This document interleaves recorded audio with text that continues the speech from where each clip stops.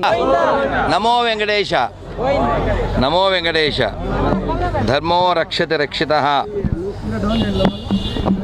ప్రియ హిందూ బంధువులారా, ప్రియ బాలాజీ శ్రీనివాసుని యొక్క భక్తులారా, ఈరోజు మనం తిరుపతిలో అలిపిరి మెట్ల దగ్గర ఉన్నాం. మన రామచంద్ర యాదవ్ గారు గత 3 రోజులుగా తిరుమల పరిరక్షణ పాదయాత్ర చేస్తూ పొంగనూరు నుంచి బయలుదేరి ఇక్కడికి వచ్చారు. వారి 7 డిమాండ్లు ఏదైతే ఉన్నాయో అవి రాష్ట్ర ప్రభుత్వం దృష్టి పెట్టి వాటిని వెంటనే పూర్తి చేయాలి. ఎందుకంటే అవన్నీ కూడా భక్తులు కోరుకునేటువంటివి. ఒక్కసారి ఆ 7 డిమాండ్ లిస్ట్ ఏమన్నా చెప్పడమో ఏదైనా ఇవ్వడమో చేస్తే మంచిది. అలాగే మనం అందరం ఇప్పుడు ఈ పాదయాత్ర జరగడానికి లేకపోతే మనం ఇక్కడ గుమిగొట్టడానికి కారణం మీ అందరికీ తెలుసు. తిరుమల చరిత్రలోనే ఎప్పుడూ జరగనటువంటి చరిత్ర క్షమించరాని ఒక అపచారం జరిగింది. జరగలేదని కొందరు అంటున్నారు. జరగకపోతే మంచిదే, జరిగి ఉంటే అది చాలా దుఃఖకరం, బాధాకరం. కాబట్టి మనం ఇకపైన ఎటువంటి అపచారం, అపరాధం తిరుమలలో జరగకుండా ఉండడానికి ఇప్పటి నుంచి జాగ్రత్తలు తీసుకుని ఏదైతే ఇప్పుడు ఈ ఇష్యూ నడుస్తుందో దీనికి ముగింపు పలికి తిరుమల పట్ల అందరికీ ఆ ఆనంద నిలయానికి వెళితే వచ్చే ఆ ఆనందపు భావన మళ్ళీ తిరిగి తీసుకురావాల్సిన బాధ్యత రాష్ట్ర ప్రభుత్వం మీద ఉంది. కాబట్టి ఇకపైన ఎవ్వరూ తిరుమల విషయంలో ఏ రాజకీయ నాయకుడు వేలు పెట్టకూడదు. తిరుమలలో పనిచేసేవాళ్ళు కానీ, తిరుమలకి వేయబోయే బోర్డు మెంబర్స్ కానీ, లేకపోతే బోర్డు చైర్మన్ కానీ, ఈఓ కానీ, లేకపోతే ఉద్యోగులు కానీ ఎవరైనా వాళ్ళు పక్కా హిందువులై ఉండాలి. వాళ్ళందరికీ ఒక పరీక్ష పెట్టి వాళ్ళు పరీక్షలో పాస్ అయి ఉండాలి. ఎందుకంటే కొంచెం కటువైన మాట అండి, తిరుమల కానీ, తిరుమల తిరుపతి లేదా ఇంకా మిగిలిన దేవాదాయ శాఖ దేవాలయాలు కానీ, ఇంకా ఏ పెద్ద దేవాలయం కానీ ఇదేది ఎవడబ్బ సొత్తు కాదండి. హిందువుల యొక్క మాన కేంద్రాలు ఇవి. వీటిని కాపాడుకోవాల్సిన బాధ్యత హిందువులకు ఉంది. కాబట్టి ఏ రాజకీయ నాయకుడు వస్తే వాడికి సంబంధించినటువంటి నిరుద్యోగులతో నింపడం అనేది అపచారం అండి. ఖచ్చితంగా భక్తుడైన వాడే ఈ తిరుమల తిరుపతి దేవస్థానంలో పనిచేయాలి. అలాగే మ్యాండేటరీ కూడా దీనికి తీసుకురావాలి. వాడు ఖచ్చితంగా తిలకధారణ చేయాలి. వాడు నోట్లో నోరిపితే నమో వెంకటేశ అనాలి. వాడి ఇంట్లో రోజు గోవిందనామాలు చదవాలి. చరిత్ర, స్వామివారి చరిత్ర తెలుసున్నారు. సహజంగా ఒక మ్యాండేటరీ ఉంటే దానికి తగ్గట్టు వ్యవస్థ ఉంటుంది. అలాగే 7 డిమాండ్లు.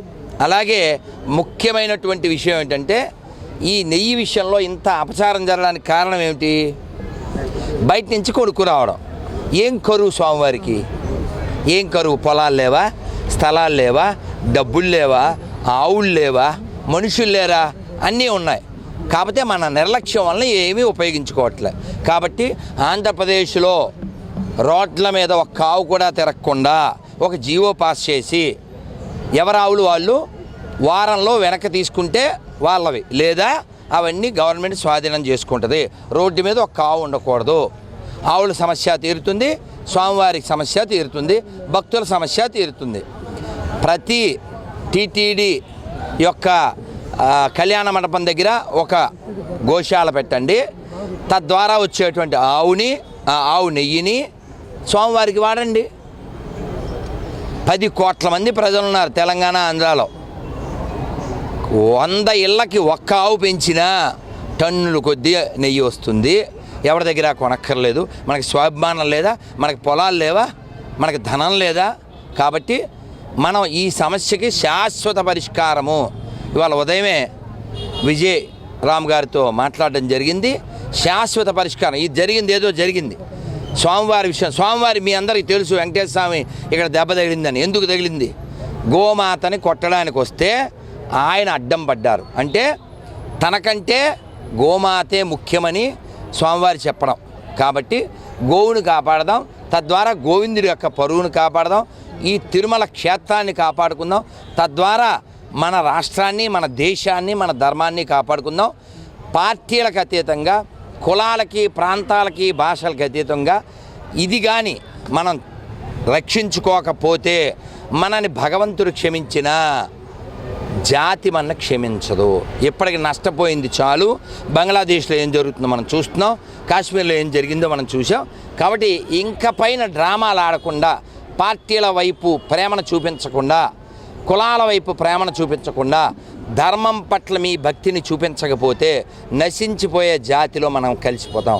ఇది గుర్తుపెట్టుకుని వెంకటేశ్వర మనకిచ్చిన ఈ గొప్ప ఛాన్స్ని వాడుకుని ఆయన్ని మనం ఆనందపరిచే పని చేద్దాం. ఆయన యొక్క అనుగ్రహాన్ని పాత్రలగుదాం. రామచంద్ర యాదవ్ గారు చేసేటువంటి ఈ ఉద్యమం, వారి యొక్క లక్ష్యాలు మనం తెలుసుకుని వాటిని అమలు చేయడానికి government of Andhra Pradesh, government of India ఖచ్చితంగా సహకరించాలని మేము డిమాండ్ అన్నీ చెప్పేశారు. మీరు డిమాండ్లు అన్నీ చెప్పేశారు. చదవకుండానే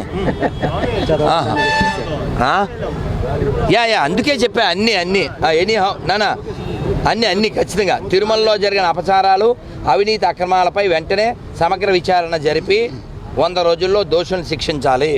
అలాగే పరిపాలనా ప్రక్షాళన, టీటీడీ పాలక మండలి నుండి పరిపాలన వరకు పూర్తి ప్రక్షాళన, పాలక మండలిలో రాజకీయ కార్పొరేట్ శక్తులకు చోటు కల్పించకూడదు. 3 సమప్రాధాన్య దర్శనం. ఈ విషయంలో మనం చాలా చెడ్డ పేరుంది మనకి, దీన్ని తొలగించుకోవాలి. విఐపి దర్శన విధానాన్ని రద్దు చేసి ముఖ్యమంత్రి నుండి సామాన్య భక్తుని వరకు అందరికీ ఒకే విధమైన దర్శనం ఏర్పాటు చేయాలి. అంటే ఎలా చిలుకూరు బాలాజీ ఉంది కదా, అలాగే మా చిన్నప్పుడు, మీ చిన్నప్పుడు ఒక పాట విన్నాం. ఏంటది? కోటికి పడగెత్తిన ధనవంతుడు, కూటి కోసం తలపడే నిర్భాగ్యుడు, నీ గుడి ముంగిట సామాన్యుడు.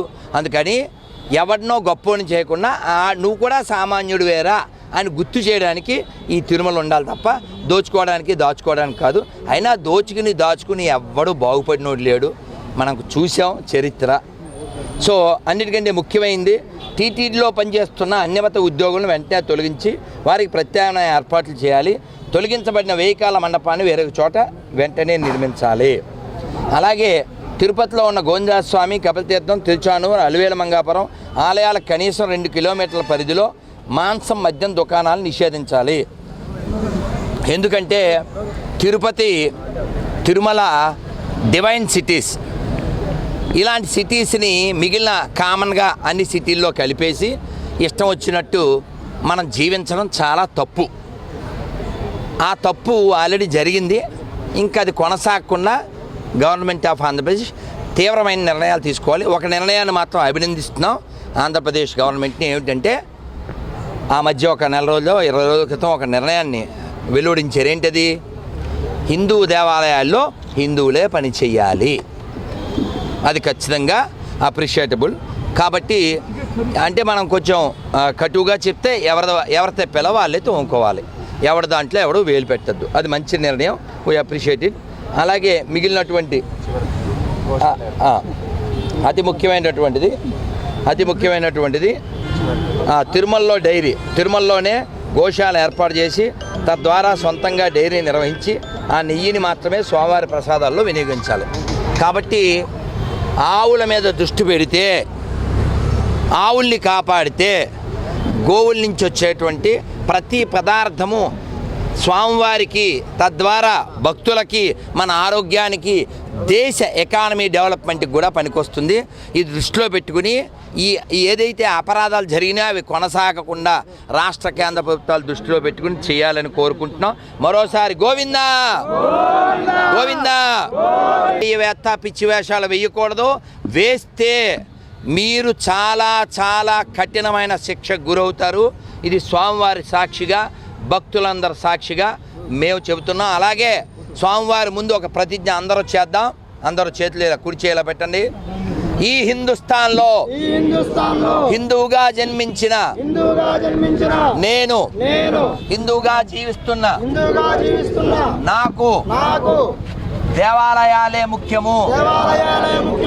దేశమే ముఖ్యము, దేశమే ముఖ్యము, ధర్మమే ముఖ్యము, ధర్మమే ముఖ్యము, కులాల కంటే, కులాల కంటే, పార్టీల కంటే, పార్టీల కంటే, ధనము కంటే, ధనము కంటే, పదవి కంటే పదవి కంటే, ధర్మమే ముఖ్యమని, ధర్మమే ముఖ్యమని, దేశమే ముఖ్యమని, దేశమే ముఖ్యమని, దేవాలయాలే ముఖ్యమని దేవాలయాలే ముఖ్యమని శ్రీ శ్రీ వెంకటేశ్వర స్వామి వారి సాక్షిగా, వెంకటేశ్వర స్వామి సాక్షిగా, తిరుమల కొండల సాక్షిగా, తిరుమల కొండల సాక్షిగా, స్వామివారి ముంగిట నిలబడి స్వామివారి ముంగిడి నిలబడి ప్రతిజ్ఞ చేయుచున్నాను. ప్రతిజ్ఞ చేయుచున్నాను.